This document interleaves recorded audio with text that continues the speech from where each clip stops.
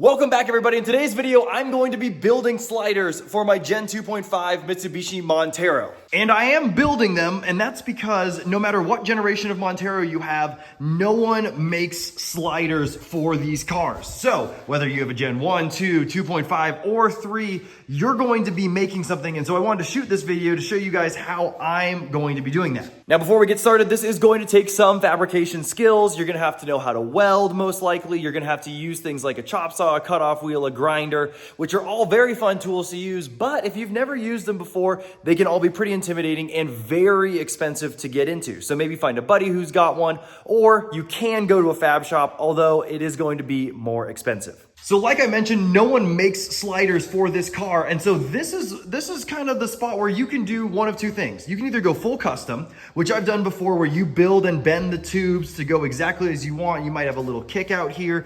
You can kind of do plates and however you want to get it. You can even maybe figure out how to do bolt-on sliders rather than weld-on. Or you can do what I'm doing and you can start with a template, or you can start with sliders and cut them to fit. Now I say sliders, and I'm gonna use these as sliders, but I'm gonna use it a little bit loosely because these are a little bit thin. I will measure exactly how thin they are once I cut them up, but these come off of a Jeep JK 4-door. I've used these in the past, and if you've seen my videos on the Montero, these are actually the exact same sliders that I've used to make those.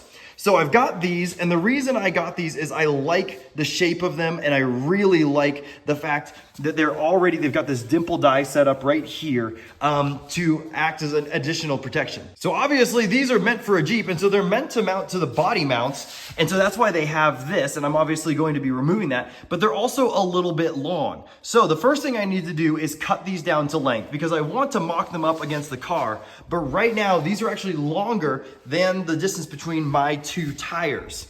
So I need to take some measurements and get that figured out so that I can figure out exactly how much I need to cut so that I can get these prepped so that I can mock it up here, and then I'll show you guys exactly how I'm going to be attaching this to the Gen 2.5. So here's the numbers. Right now, these sliders are 73.5 inches long. That's going to be from the very tip of this all the way to this side. So the total length right here, that's going to be 73.5 inches. And I would like them to be 65 inches. 65 inches, just for reference on this car, is roughly from right here where this kind of pinch weld, which is not really a pinch weld in the same way a unibody is, but this pinch weld right there goes all the way back to right here. I want to leave a little bit of room for the tire. Not that it's going to move around a lot, and I'm not going to go any bigger than 35s, but I don't want it to be too close to the tire, especially in the front, because as I turn, I don't want to interfere with it. So you got to make sure it's back far enough here. And for me, that number is 65 inches. So when you do the math, that means I need to cut 8.5 inches out of these things. So what I need to do is I need to mark this up. And the way that I'm going to do it, and depending on your slider and how you have kind of the dimensions that you have, depending on if you get one from a Tacoma or a 4Runner or another Jeep or whatever, if you already have them, you just have to do the math a little bit differently. But what I'm gonna do is I'm going to aim to cut right here and fuse this together. I've already measured, it's roughly center to center right here is roughly 9 inches. So I can cut here and I can cut here or anywhere on this. I'll probably do it closer to one end than the other. That way, if it creates any kind of weakness, it's only in one spot, not the whole length of it. But I'm gonna cut out basically 2 of these circles. And then I'm going to stitch it back together. Whether or not I actually put a tube inside to kind of gusset or brace this, I'm not 100% sure. Depends on how it looks when I cut it open. But that'll be the first thing, is marking these out, figuring out where I'm gonna cut them. Then I'm gonna put them in the chop saw, cut them down, and get them welded back together. Gonna cut off those ends right there, and then I'll see how it's gonna fit up and figure out how to mount it to the chassis.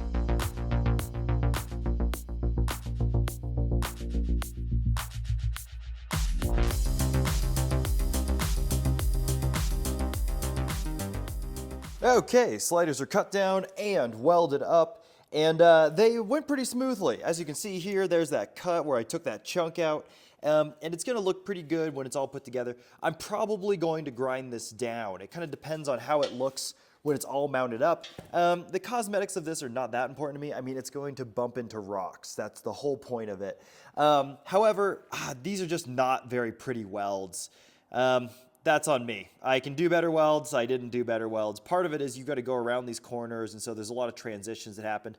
I was way more concerned about strength than I was anything else, and you can see quite a bit of good penetration there. So I think these are going to be plenty strong. I did not end up sleeving them, and that's because I realized on the Montero I had these exact same sliders. I bumped those into so many rocks and never had a problem. So they're 1/8 inch thick wall. Maybe I'll regret it in the future, but like I said, it's already proven that it's held up well, and it's just that section. It's not the whole thing, you know, it's not gonna be in the middle. So anyways, those are all done. Now it's time to figure out how to mock them up on here. And admittedly, this is easier with multiple people. Not only is it easier to do, but it's also easier to film, and it's just me here in the shop. So I'm gonna get creative with some tape and some jack stands and try to figure out how to get this thing arranged so that I can not only visualize it, but also take some measurements for the next section, which is gonna be cutting 3 different connecting points to go straight to the frame and then attach to the slider. Okay, here's the rough mock-up using 3 jack stands. And it's not extremely scientific here. I'm basically trying to get this in place so that I can measure where it's at on the frame. I can center it up in the wheel area. So you can see there's about maybe 2 or 3 inches. In the front, there's a little more because as the tire turns, it's obviously gonna get a little bit closer. And then I want it about, I don't know, about 1/4 inch, maybe a little more from the body. Some people are going to want to put this further off, but basically you want to leave room for deflection, both between the frame and the body, and when rocks hit it, you don't want it to smash your bodywork. That's the whole point. It's got to have a little bit of give to it. Too much and it hangs down too low, too close and it hits the bodywork. And this is about where I want it. This is what I did on my other Gen 2, and you can see here, as you look across, it sticks out just enough. The first thing to hit will be the tires, then you got the sliders. It leaves a little bit exposed up here. That's just the nature of the game. I don't like the sliders that come straight out here. I do like this little bend visually, and also helps push you away from rocks. And so that's where I think I'm going to put it. So now, if we get underneath the car, we can start to see some of our attachment points. So here's the frame, and I need to figure out where I need to mount this so that it comes up and comes into contact here. There's a few different things happening here. One, I think the frame is gonna sit up a little bit higher than where the bottom of this slider is. So this either needs to move up, and there's quite a bit of room. It could move up, so I can move this side up, giving it a little bit less of an angle, or I can angle this down and then have it receive this and go back up. That is probably what I'm gonna end up doing based on my measurements, but I'll have to actually throw a piece of steel in here to find out. So this one's pretty easy. This is a straight shot. There's also another point up here right by this little frame hole. I know that that's a straight shot, and that's right in the middle of the driver's side door, so that's a good spot. And then up here in the very front, the frame kind of kicks in. So one of the things I'm gonna need to do is take a measurement from here and then figure out the angle that the frame bends in right here. I'm gonna use a fancy angle finder for that, see if I can get the angle right, and then cut it on the chop saw so that it still lines up straight with this. So with those spots kind of picked out roughly, I'm gonna mark them on the frame, and then I'm gonna start taking measurements and see if I can get some things tack welded together to hold this guy in place. The next step in the slider process is going to be making 6 of these tubes. And I wanted to show you guys what this looks like. Basically, you just cut it out with a tubing notcher. In my case, these are cut out of this 2-inch, and so I wanted to make it 2 inches because these sliders are actually 2-inch. And this is actually the last one that I need to mock up. And here's what they're gonna look like once you get them figured out. So there's 2 things that need to happen here. The first one is it needs to be welded to your slider, so you need to shave off some of this paint or whatever and actually weld it on here. And then you'll see this is actually at an angle. So you need to figure out how to mock this up, like I was talking about earlier, in a way that makes it so that it's going to fit your body lines. So here's where I've landed on this, and I'm in the process of tacking them up, and this is a lot of trial and error and looking at it. And this is the part that I like the least. This is really tough. Let me walk you through a couple things that I'm doing here. So under here you can see I've got the frame prepped, I've got the paint taken off of it with a flap disc, and I've just tacked it here. And basically what I've done is I figured out the angle that I need to clear the pinch weld of the body and then kick it out so that it actually protects the car. This is gonna be different for kind of every setup you have. However, let me give you some rough numbers of what I'm doing if it's helpful for you. I have these kicked down at a 5-degree angle. So what I did is I took some measurements and I cut 5 degrees in this direction so that this whole thing sits down a little bit. This is one area where the body lift was super helpful. I just went straight out from the side, and I even had these mounted way up higher because the body was 2 inches taller on my other Gen 2. But this one, I actually have to kick it down so that I can angle it up. Otherwise, it's going to hit this pinch weld.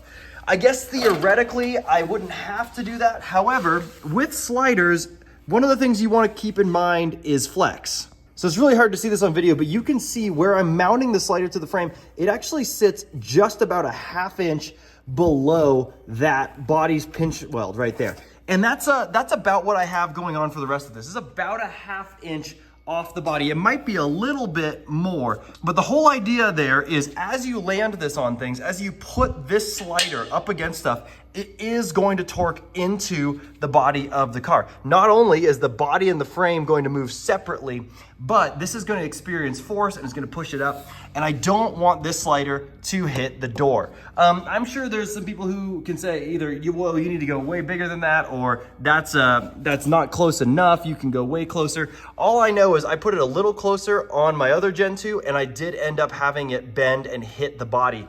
It wasn't that big of a deal, but it was annoying. And so I want to give it a little more clearance there.